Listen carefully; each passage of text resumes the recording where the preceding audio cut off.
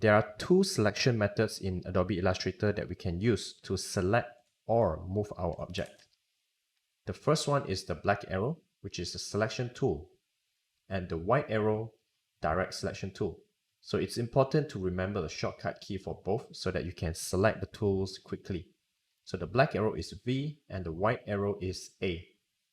Now let's press V to select the black arrow, and then we'll hold down left click to move our shapes or objects around.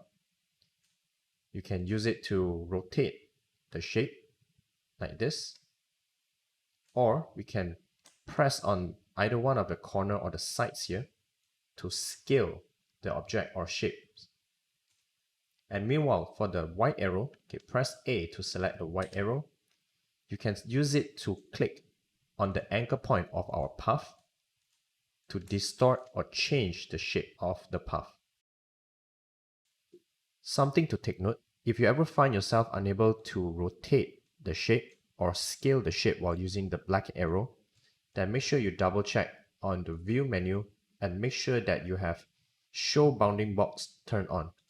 So this is the bounding box. Okay, this is what enables us to select the shape to scale or to rotate.